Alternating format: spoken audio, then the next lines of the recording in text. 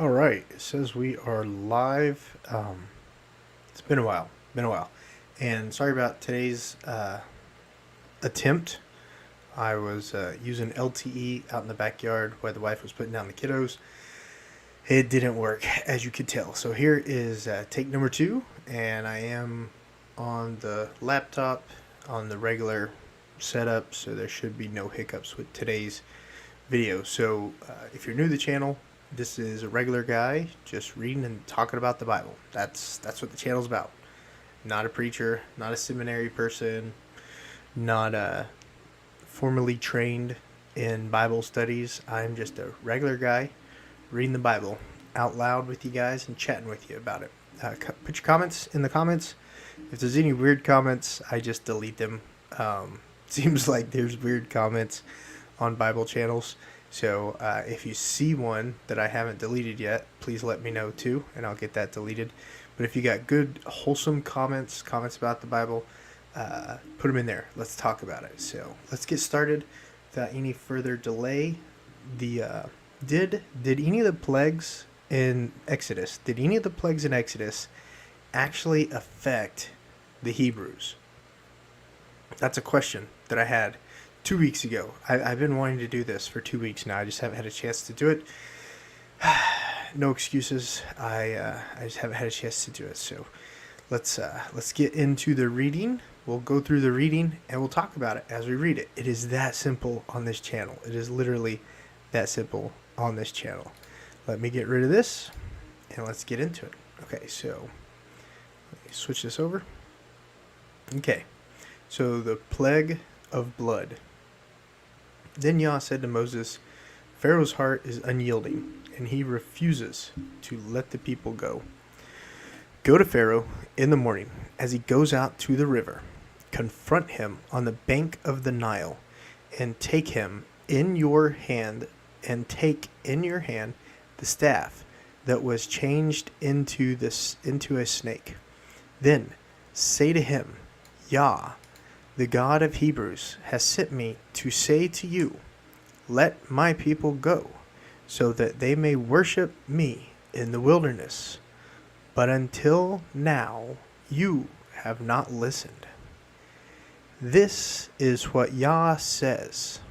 By this you will know that I am Yah.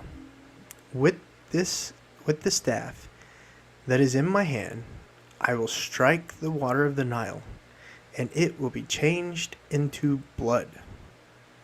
The fish of the Nile will die, and the river will stink.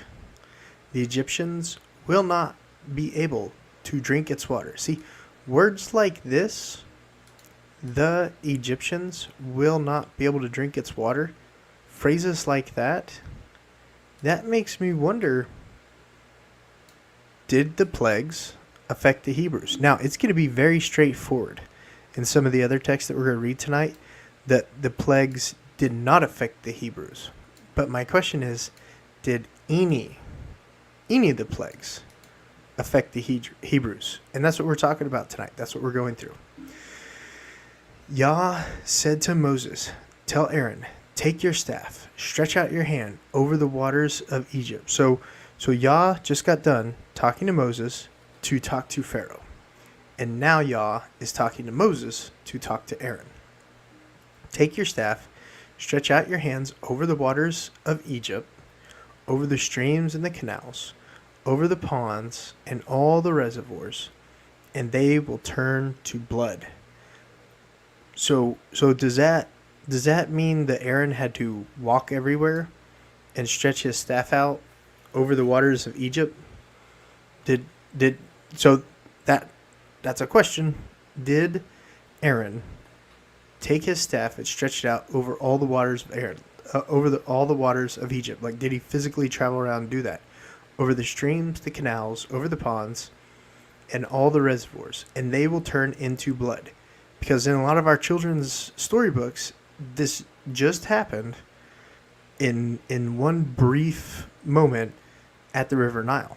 But with this sentence right here, going back what, 4,000 years? 4,000 years?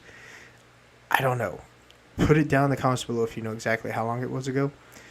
But did Aaron physically go to all these places and stretch out his staff over the hand of the waters of Egypt? Blood will be everywhere in Egypt, even in the vessels of wood and stone. So imagine the pitcher of water in the Egyptians' fridge, if they had fridges. We don't know. They could have had fridges. I'll probably get some comments for that one. But imagine the pitcher of water, like the Brianna pitcher with the filter, sitting in someone's fridge in Egypt, and then it just turning to blood. And it says right here, the Egyptians will not be able to drink its water. So the Brianna filter pitcher full of water in the Egyptian's fridge is sitting there. The mom Egyptian goes to get it out to give the kids some water, and it's full of blood. That's pretty powerful. That's pretty powerful. Moses and Aaron did just as Yah commanded. He raised his staff in the presence of Pharaoh and his officials and struck the water of the Nile. And all the water was changed into blood. Because up here, he said, strike the water. So Aaron struck the water. Strike the water. Struck the water. Okay, they did what Yah says. That's important, especially later on in the Bible. And all the water changed to blood. The fish of the Nile died, and the river smelled so bad that the Egyptians could not drink its water. See, the Bible says what it says for a reason. It says what it says for a reason. The Egyptians could not drink its water. Blood was everywhere in Egypt. Okay, and then here's a side. But the Egyptians' magicians did the same thing by their secret arts, and Pharaoh's heart became hard. He would not listen to Moses and Aaron, just as Yah had said. Instead, he turned, and went into his palace, and did not take even this to heart. And all the Egyptians dug along the Nile to get drinking water, because they could not drink the water of the river. Okay, that's interesting. And all the Egyptians dug along the Nile to get drinking water, because they could not drink the water of the river. Okay, so it looks like they were still able to get drinking water. They just had to dig along the Nile to get it. So that's good. Okay, so that's the first plague, the plague of blood. Nowhere in here did it say that it affected the Hebrews. It just said the Egyptians. 7 days passed after Yah struck the Nile. So timeline-wise, it's now 7 days later. And we're going into what this says is the plague of frogs. And this isn't in the Bible. These little chapter headings, they're not in the Bible. This is in the Bible, but not these little chapter headings. Just a side note. 7 days passed, and Yah struck the Nile. 7 days passed after Yah struck the Nile. So let's go to Exodus 8. And bear with me, this is only like 4 chapters. It's only 4 chapters. And it's really interesting stuff. If you're on the drive to work, if you're listening to this after today's live, still put some comments down in there. Still tell me your thoughts and opinions after you listen to it, and enjoy it on the way to work, enjoy it on the way taking the kids to the splash pad, the park, etc., etc. Chapter 8. Then Yah said to Moses, this is 7 days after. Then Yah said to Moses, go to Pharaoh and say to him, this is what Yah says, let my people go, so that they may worship me. If you refuse to let them go, I will send a plague of frogs on your whole country. Egypt's huge, guys. It's huge. Remember, that's where everyone keeps going. Every time there's a famine, people all go to Egypt. Egypt was huge back in the day. Huge. I will send a plague of frogs on your whole country. The Nile will teem with frogs. They will come up into your palace and your bedroom and on your bed, into the houses of your officials and your people, and into your ovens and your kneading troughs. the frogs will come up on you and your people and all your officials. So 7 days ago, the river Nile was turned to blood and all the fish died. So it stank really bad. And now 7 days later, Jah's saying there's going to be frogs everywhere. In the ovens, in the kneading bowls, in your bed. So many frogs. Can you imagine that? So many frogs. In a country the size of Egypt back during the Exodus. A huge, huge country. Then and this is the whole, it says the whole nation, your whole country will teem with frogs. Okay? Then Yah said to Moses, tell Aaron. So first he said, tell Pharaoh. And then he said, turn around, now tell Aaron. Tell Aaron,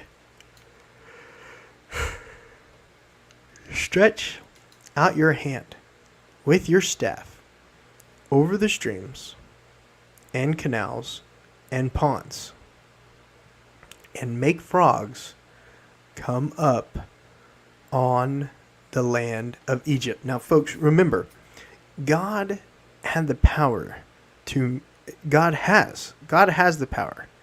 to make man in his image. We're image bearers of Yah, okay?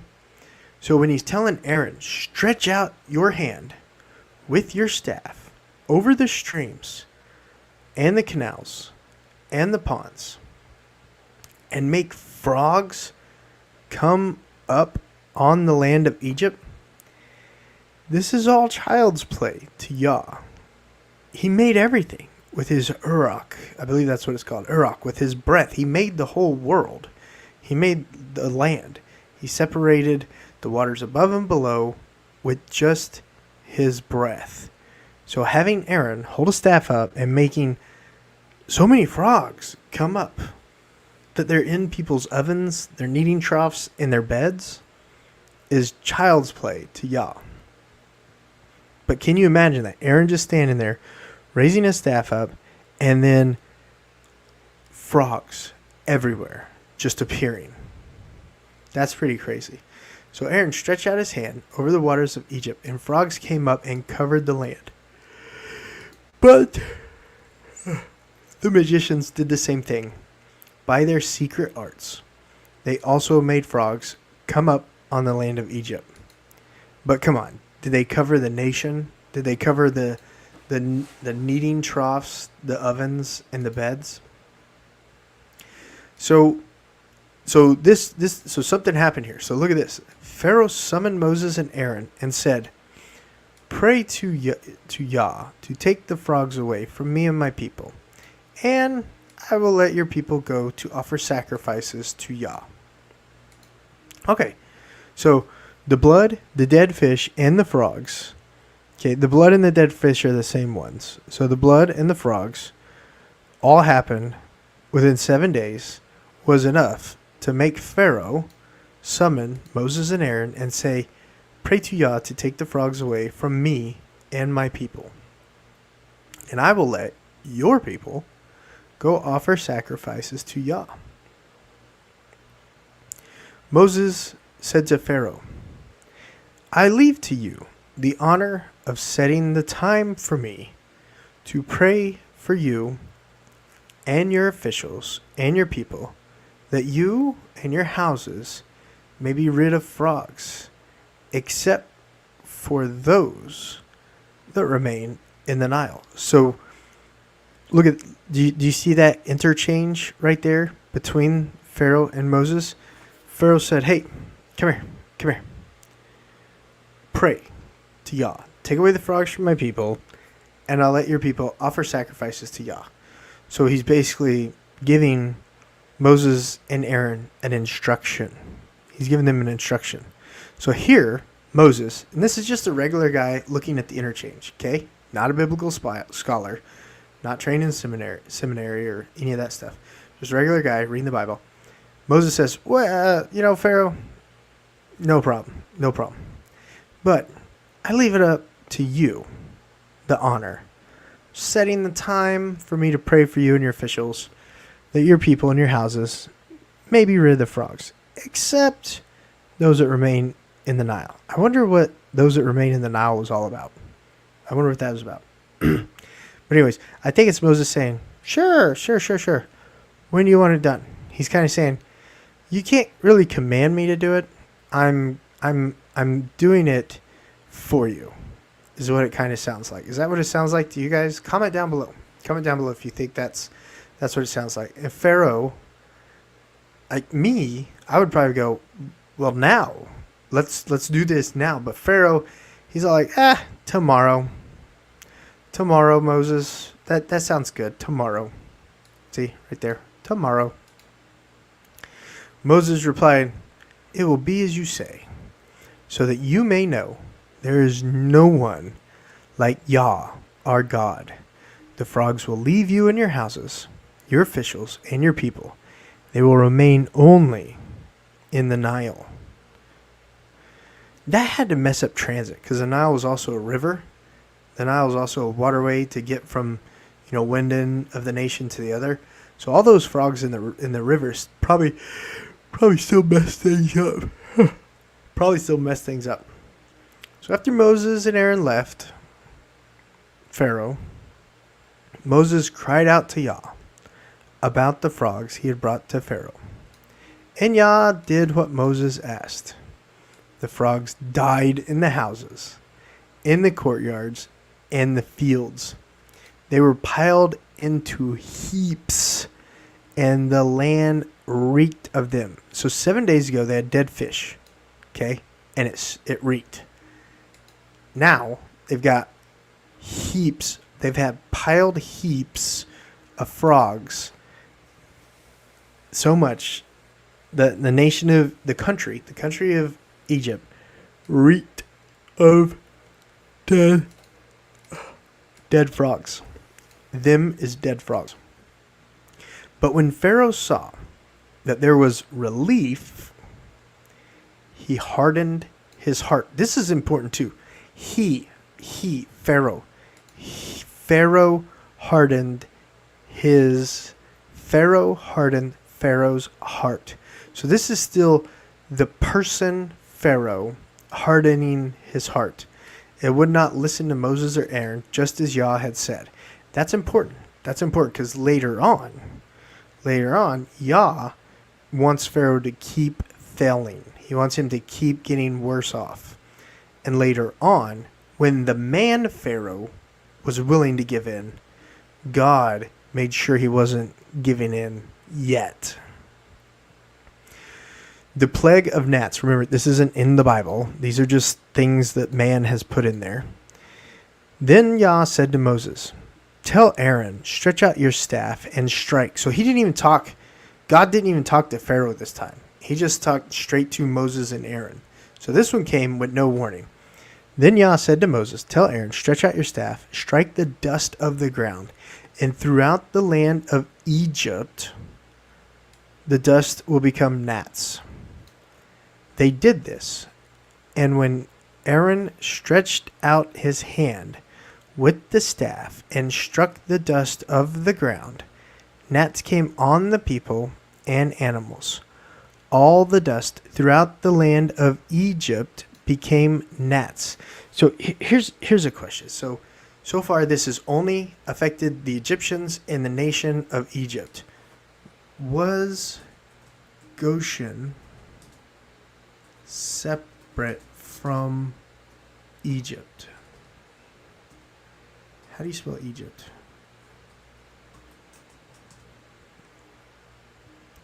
The land of Goshen is named in the Hebrew Bible as a place in Egypt, given to the Hebrews by the Pharaoh of Joseph. Okay, so according to Wikipedia, which changes things,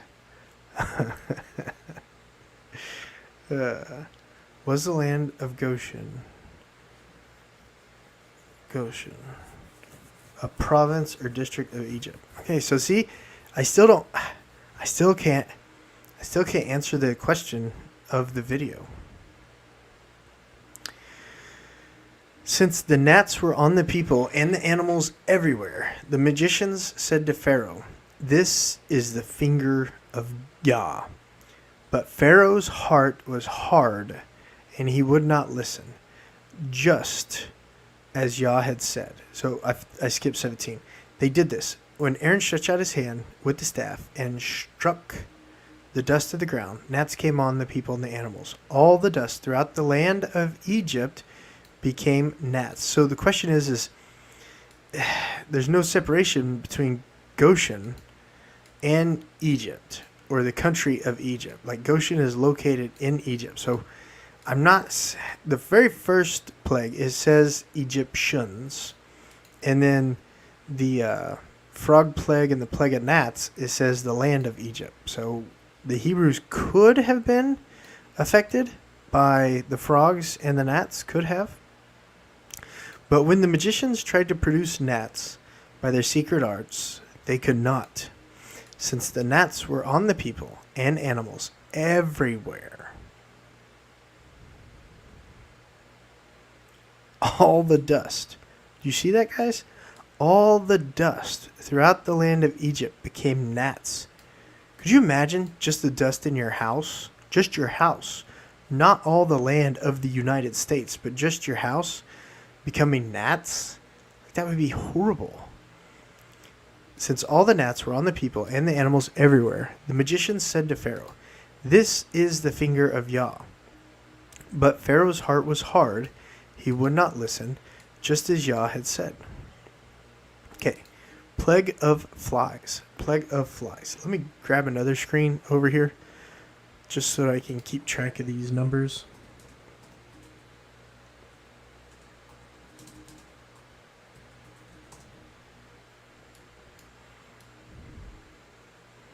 I just want a visualization so I don't lose track or give you guys the wrong information.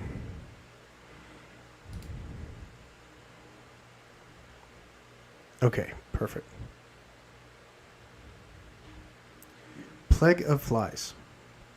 Then Yah said to Moses, "Get up early in the morning and confront Pharaoh." So the gnats, we didn't confront Pharaoh. Now we're going back to confronting Pharaoh. As he goes to the river, and say to him, "This is what Yah says. Let my people go, so they may worship me. If you do not let my people go, I will send swarms of flies to you and your officials on your people and into your houses." Okay, this one's specific. So this one's specific. This is flies. So we don't know on the frogs. We don't know on the gnats. But the flies, it says, on your people and into your houses. The houses of the Egyptians will be full of flies. Even the ground will be covered with them. Now this is important. Think what the population of Egypt is feeling right now towards the Hebrews. You know, the Hebrews have been enslaved. The Hebrews have been used to make bricks. But the first one said Egypt. The second and third one didn't. It talked about the country of Egypt. The first one said Egyptians. The second and third one talked about the country of Egypt. And now, coming back to the fourth one, it's talking about your people and your houses. The Egyptians will be full of flies. Even the ground will be covered with them. So that one specifically. So that one is just like one. It doesn't say anything about the Hebrews, but it does specifically say the Egyptians, the people. On that day, I will deal differently with the land of Goshen. Ooh, okay, look. Yes, but on that day, I will deal differently with the land of Goshen, where my people live. No swarms of flies will be there, so that you will know that I am Yah, the God of this land. I am Yah. That I am Yah. I am the Yah. Am in this land. am in this land. You will know that I, Yah, am in this land.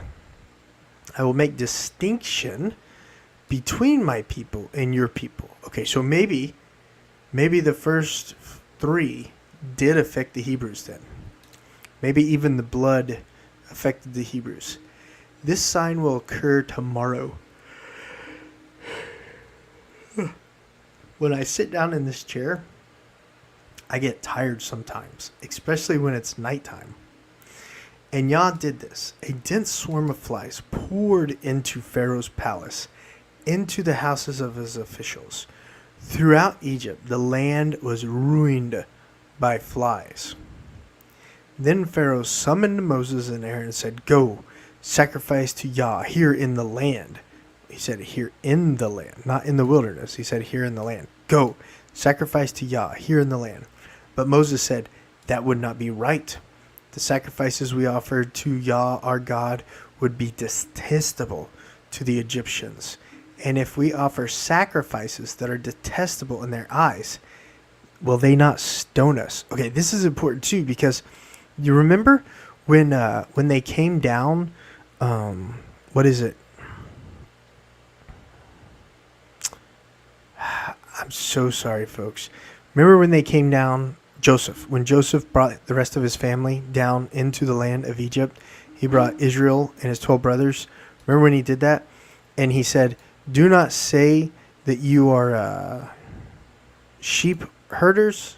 Yeah, don't say you're sheep herders, because that will offend the Egyptians. So the Egyptians didn't like sheep herders. So right here, Moses reiterates the fact that Egyptians don't like what Hebrews do. You know, you're going to be set apart, folks.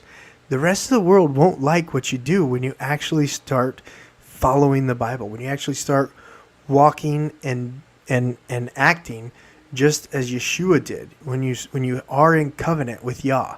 The world won't like you. They'll hate you. They'll detest you because you're set apart. The Bible says that's supposed to happen. Look it up. Double check it. I'm not a preacher, just a regular guy. But Moses said, that would not be right. The sacrifices we offer Yah, our God, would be detestable to the Egyptians. And if we offer sacrifices that are detestable in the eyes, will they not stone us? We must take a 3-day journey into the wilderness to offer sacrifices to Yah our God as he commands us.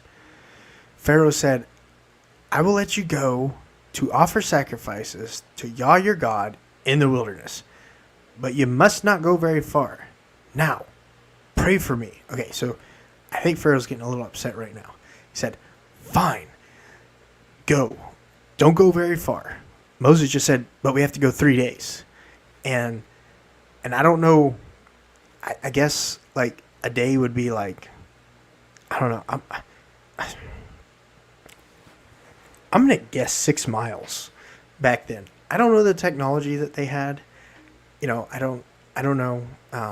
Walking on foot, a whole bunch of people could do 6 miles. It would be hard work, especially with the kiddos, but they could do it. And Pharaoh says, "Fine, go do it. Don't go very far, but pray for me." Moses answered, "As soon as I leave you, I will pray to Yah, and tomorrow the flies will leave Pharaoh and his officials and his people.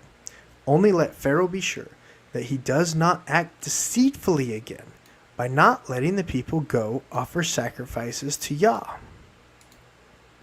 Then Moses left Pharaoh and prayed to Yah, and Yah did what Moses asked. The flies left Pharaoh and his officials and his people. Not a fly remained. Oh, that's interesting. Not a fly remained. Before they left the frogs, and the dead fish and the frogs made the whole land stink. But this time, not a fly remained. So that's nice. But this time also, Pharaoh, keep that in mind. So this is the 4th plague, and Pharaoh himself hardened his heart and would not let the people go. Okay, Exodus 9. So we know on the fly, we know for a fact on the fly issue that the flies did not affect Goshen. We know for a fact because the Bible actually says that. And then The first one, it says Egyptians. And then the second one didn't really. I need a notepad. I need to write notes as we're talking. So number 9, chapter 9. Then Yah said to Moses, "Go to Pharaoh." Okay, Pharaoh hardened his heart. Yah took all the flies away. There wasn't a fly anywhere in the land of Egypt, and but he still didn't let him go. So then Yah said to Moses, "Go to Pharaoh and say to him, 'This is what Yah, the God of the Hebrews, says: Let my people go so they may worship me. If you refuse to let them go and continue to hold them back, the hand of Yah will bring a terrible plague on your livestock in the field, on your horses, donkeys, camels, and on your cattle, sheep and goats.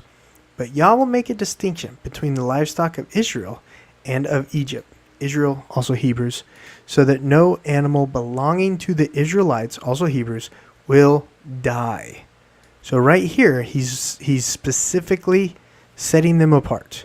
So which one is this? Number 5 and number 4 specifically said these plagues did not bother the Israelites. Did not buy number 4 did not bother Goshen. Number 5 does not bother the Israelites' livestock. Yah set a time and said, "Tomorrow Yah will do this in the land."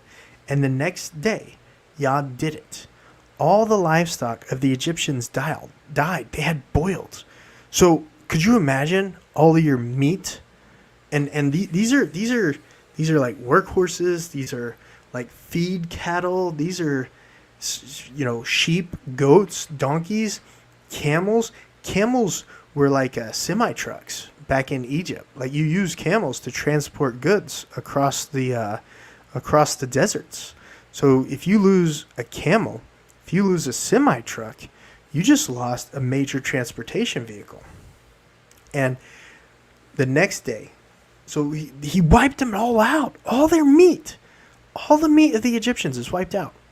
Pharaoh investigated and found that not even one of the animals of the Israelites had died. That's crazy. So the next day, Pharaoh investigated and found that not even one of the animals of the Israelites had died. Yet his heart was unyielding, and he would not let the people go. Now remember, the person who is the Pharaoh, he is theoretically the little god of the Egyptians. He theoretically has divine power.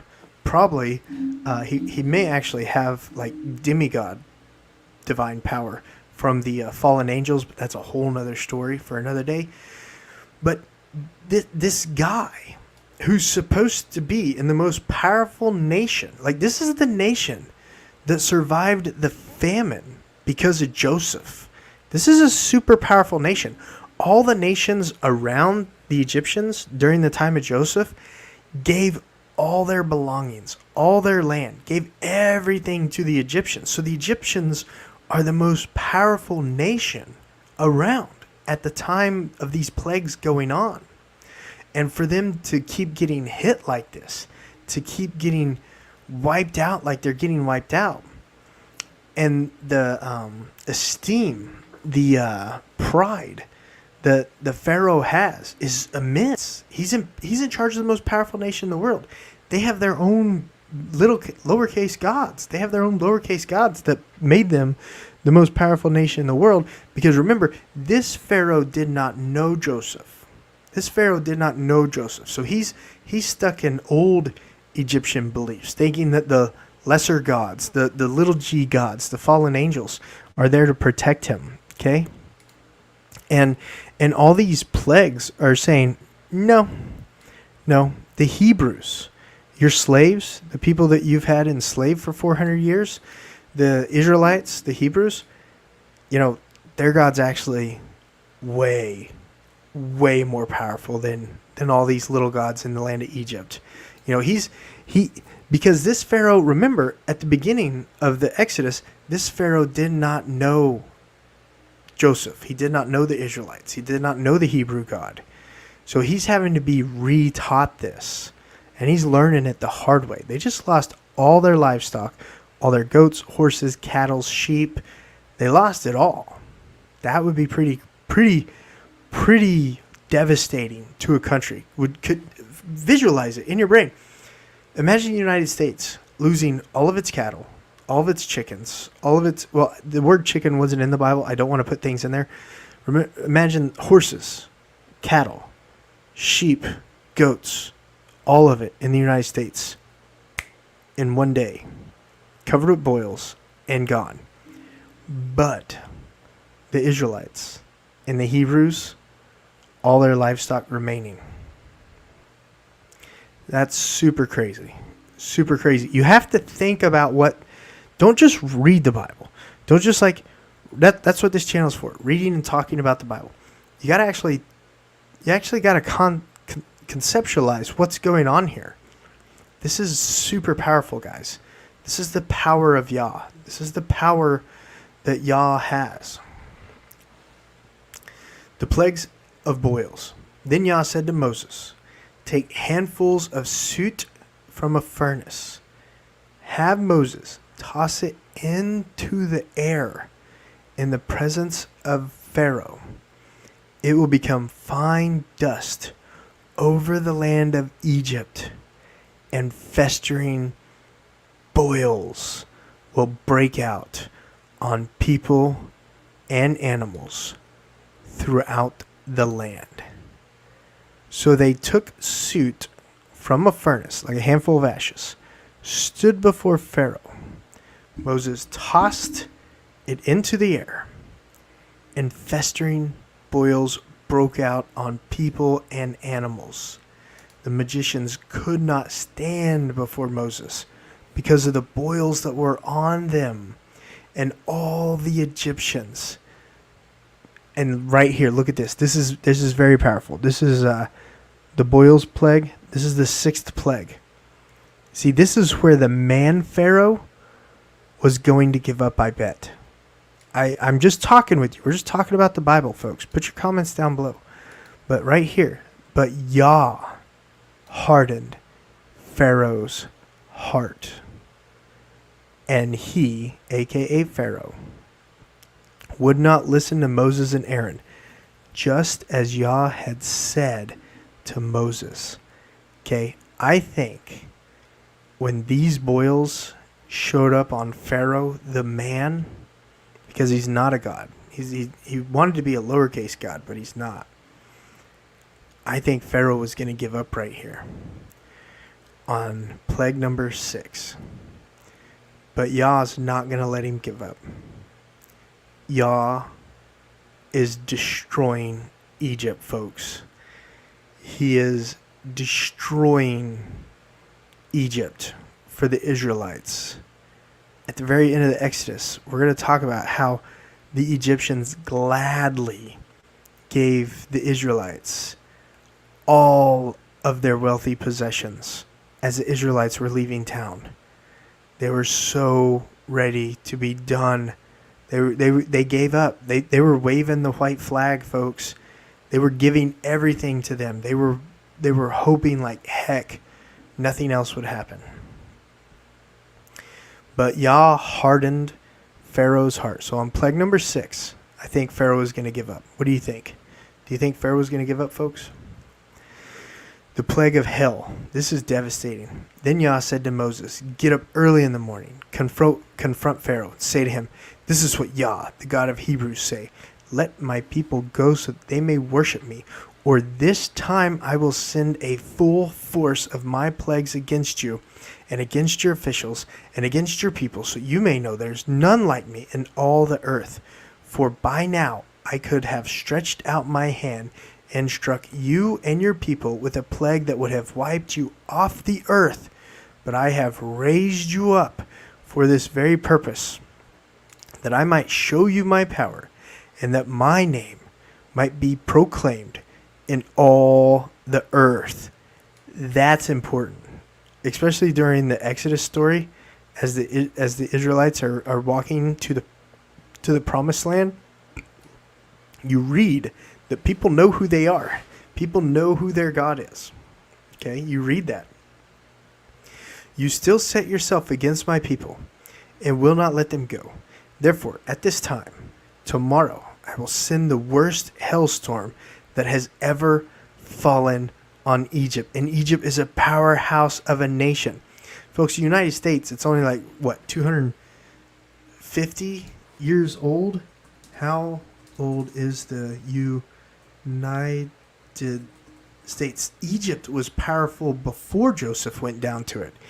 Everyone knew who Egypt was before Joseph went down to it. And these plagues are happening 400 years after Joseph showed up and the Israelites moved down there. Remember, Israelites, the 12 tribes of Israelites, there was 12 families that moved down there. And when we're talking about leaving during the Exodus, I think there's something like over 680,000 people from 12 families, grew 680,000 plus people over 400 years. That's crazy, folks. That's crazy. And so keep all this in perspective. When you read these Bible accounts, when you read these accounts of what happened in the Bible, take into perspective of what you're reading. See, the Bible, in my mind, I'm not speaking for y'all. The Bible assumes that we have been studying this since babies. The Bible assumes that we know all these things that we're talking about on this channel. But a lot of people in America, we don't know this. Our preachers don't talk about these things. You know, the regular Sunday school preachers, they don't talk about this thing. I never, until I started listening to more and more about the Bible and started listening to non-conventional church teachings and things like that about the Bible, I myself never thought about this. You will set yourself against my people and not let them go. So he said, but I've raised you up for this very purpose, that I might show you my power and that my name might be proclaimed in all the earth. Yet still set yourself against my people, and will you still set yourself against my people and will not let them go? I think Pharaoh is going to give up on that last one. Therefore, at this time tomorrow, I will send the worst hailstorm that has ever fallen on Egypt from the day it was founded till now. How old was Egypt before Israel came down? Remember in Genesis, it talks about Abraham even going to Egypt. Remember that? You guys, shake your head yes. Shake your head yes. Give an order now to bring your livestock and everything you have in the field to a place of shelter, because the hell will fall on every person and animal that has not been brought in and is still out in the field, and they will die. Hell is frozen rocks, guys. It's frozen chunks of ice. And no telling how large of those chunks of ice were, okay? Those officials of Pharaoh who feared the word of Yah hurried to bring in their slaves and their livestock inside. But those ignored. Can you believe this, folks? This is plague number 7. Plague number 7, right? Hell? Yeah, thunderstorm and hell. Hell of fire. Hell of fire. There were still people who didn't believe Yah in Egypt. We've had 6 major plagues. And right here it says, but those who ignored the word of Yah left their slaves and livestock in the field? Like, come on. Like, that, everyone knew. Everyone in Egypt knew, okay? Everyone in Egypt knew. Everyone in Egypt just experienced 6 plagues. And look at this, number 7. There were still people who didn't believe. Then Yah said to Moses, stretch out your hand towards the sky so that the hail will fall all over Egypt, on the people and animals and everything growing in the fields of Egypt. When Moses stretched out his staff towards the sky, Yah sent thunder and hail and lightning flashed down to the ground, so that Yah rained hail on the land of Egypt. Hail fell, and lightning flashed back and forth.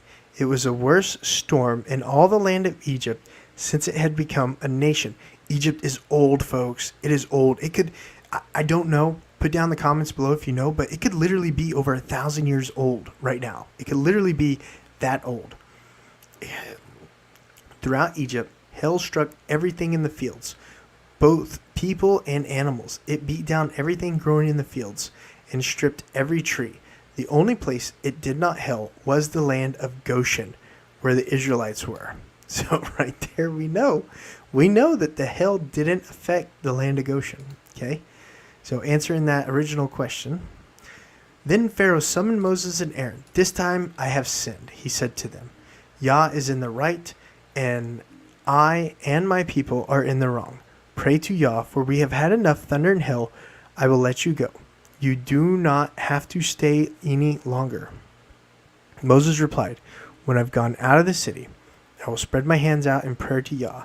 The thunder will stop. There will be no more hail, so that you may know that the earth is Yah's. And earth means land. It means land, folks. There's no such thing as the word earth in the Bible. It's land. Land. Earth is a made up, since 1950s term, earth. It's land. But I know that you and your officials still do not fear Yah. Moses says, I'll do it. And you'll know that Yah's in charge. But I also know that you don't actually fear Yah. The flax and the barley were destroyed. That's very important. These are products, okay? These are products. Flax and barley were destroyed. Since the barley had headed and the flax was in bloom, the wheat and spelt, however, were not destroyed because they had ripened later. Okay, so that's cool. So the Egyptians still have the wheat and the spelt because they had ripened later. So they were still probably green, and they weren't affected as much as the things that were already ready to harvest. Then Moses left Pharaoh, went out of the city, spread his hands out towards Yah. The thunder and hail stopped, and the rain no longer poured down on the land. When Pharaoh saw the rain and hail and thunder had stopped, he sinned again. He and his officials, hardened their hearts. So Pharaoh's heart was hard, and he would not let the Israelites go. So this time it wasn't Yah that hardened Pharaoh's heart. It was Pharaoh, and Pharaoh's officials hardened their hearts, so that Pharaoh's heart was hard, and he would not let the Israelites go, just as Yah had said through Moses. Okay, we're almost done, folks. Bear with me. Is this interesting? If this is interesting, consider subscribing. Give it a thumbs up if this is interesting. Locusts. You guys seen the most recent Jurassic Park? Okay. Not that big a locust, but just locusts in general. Watch the most recent Jurassic Park. Dinosaurs are fake, made up by the Nephilims. That's why they didn't survive the flood. But at least you get an idea of a locust swarm. Yah said to Moses, go to Pharaoh, for I've hardened his heart. Oh, okay. So go to Pharaoh. This is Yah speaking. Go to Pharaoh, for I have hardened his heart and the hearts of his officials, so that I may perform these signs of mine among them, that you may tell your children and your grandchildren how I dealt harshly with the Egyptians, and how I performed my signs among them, that you may know that I am Yah. So Moses went to Aaron, to Pharaoh, and said to him, this is what Yah, God of the Hebrews, says. How long will you refuse to humble yourself before me? Let my people go, so they may worship me. If you refuse to let them go, I will bring locusts to your country tomorrow. They will cover the face of the ground so that it cannot be seen. So there are so many locusts, you couldn't even see the ground. They will devour what little you have left after the hail, including every tree that is growing in your field. They will fill your house, those of all your officials, and all the Egyptians, something neither you nor your parents nor your ancestors have ever seen from the day they have settled in the land until now. Then Moses turned and left Pharaoh. Pharaoh's officials said to him, how long will this man be a snare to us? Let the people go, so that they may go worship Yah their God. Do you not realize that Egypt is ruined? Then Moses and Aaron were brought back to Pharaoh. Go, worship your Yah, he said. But tell me, who will be going? Moses answered, we will go, with our young and our old, with our sons and our daughters, with our flocks and our herds, because we are to celebrate the festival of Yah. Pharaoh said, the Lord be with you. If I let you go, along with your women and children, clearly you are bent on evil. No, have only the men go and worship Yah, since that's what you've been asking for." Then Moses and Aaron were driven out of Pharaoh's presence. Yah said to Moses, "Stretch out your hand over Egypt, so that the locusts will swarm over the land and devour everything growing in the fields, everything left by hell." So Moses stretched out his staff over Egypt. Yah made an east wind blow across the land all that day and all that night. By morning, the wind brought the locusts. They invaded all of Egypt and settled down in every area of the country in great numbers. Never before had there been such a plague of locusts, nor will there ever be again. They covered all the ground until it was black. They devoured all that was left by the hail, everything growing in the fields and the fruit on the trees. Nothing green remained on a tree or plant in all the land of Egypt. Pharaoh quickly summoned Moses and Aaron and said, "I have sinned against Yah, your God, and against you. Now forgive my sin. Once more, pray to Yah, your God, to take the deadly plagues away from me." Moses left Pharaoh and prayed to Yah, and Yah changed the wind to a very strong west wind, which caught up the locusts and carried them to the Red Sea. Not a locust was left anywhere in Egypt, but Yah hardened Pharaoh's heart, and he would not let the Israelites go. It's crazy. It's crazy. So, plague of darkness. Number 9, plague of darkness. Yah said to Moses, "Stretch out your hand towards the sky so that darkness spreads over Egypt, darkness that can be felt." So Moses stretched out his hand towards the sky, and total darkness covered all Egypt for 3 days. No one could see anyone else or move about for 3 days.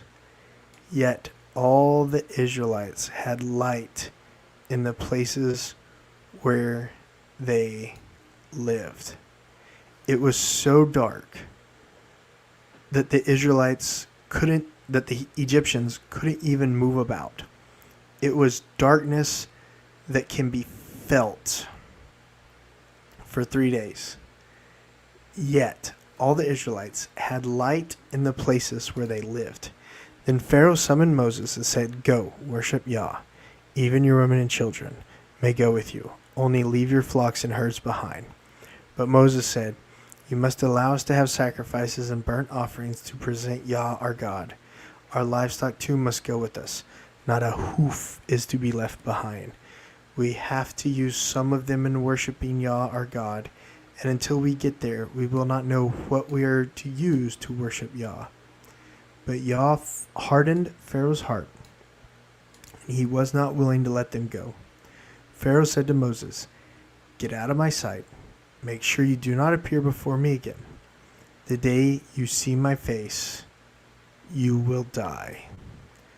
"Just as you say," Moses replied. "I will never appear before you again." Now Yah said to Moses, "I will bring one more plague on Pharaoh and on Egypt. After that, Pharaoh will let you go from here. And when Pharaoh does, Pharaoh will drive you out completely. Tell the people that men and women alike are to ask their neighbors for articles of silver and gold." Yah made the Egyptians favorably disposed towards the people, and Moses himself was highly regarded in Egypt by Pharaoh's official and by the people. So Moses said, "This is what Yah says about midnight.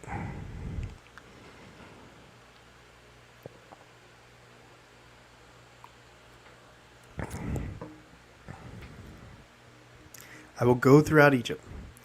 Every firstborn son in Egypt will die, from the firstborn son of Pharaoh, who sits on the throne, to the firstborn son of the female slave who is at her handmill, and the firstborn of the cattle as well. There will be loud wailing throughout Egypt, worse than there has ever been before, than there has ever been, and ever will be again. But among the Israelites, not a dog will bark at any person or animal. Then you will know that Yah makes a distinction between Egypt and Israel. That's an important thing to our main question. Then you'll know that Yah makes a distinction between Egypt and Israel. So that takes me back to when it was talking about just the land of Egypt. During these plagues, was there distinction made on all the plagues between Egypt and Israel? So did the land of Goshen get any of the other plagues that mentioned specifically the country of Egypt and the Egyptians? So that this sentence right here kind of adds to the question. All these officials of yours will come to me, bowing down before me and saying, "Go you and all the people who follow you. After that I will leave." Then Moses, with hot anger, left Pharaoh. So that was Moses telling Pharaoh what's going to happen. Yah had said to Moses, "Pharaoh refused to listen to you, so that my wonder may be multiplied in Egypt." Moses and Aaron performed all these wonders before Pharaoh. But Yah hardened Pharaoh's heart, and he would not let the Israelites go out of his country. So that's pretty crazy. You guys know what the end of the story is. The point of this video is to ask, were any of the other plagues that didn't specifically say were only affecting the Egyptians, did they also affect the Israelites? Like there's very specific language in here on some of these plagues that specifically say the plagues did not affect the Israelites / Hebrews. But did all of them not affect Israelites / Hebrews? That's the question in this video. That was the point of this video. Guys, I'm just a regular guy reading the Bible with you. Asking questions, talking about the Bible with you. That's what this channel is all about. If you enjoyed it, consider subscribing. Give the video a thumbs up. Definitely do that. That way other people can openly comment and discuss that same question down below in the comments. And that's it. That's it, guys. I don't have a lot more to talk about. I presented to you my question, and now let's see what YouTube comes up with in the comments. Let's see what comes up, guys. Let's talk about it some more. See you guys on the next video. Thanks for watching. I should have put this on while I was doing that. So next time, I'll be better about it next time. See you guys.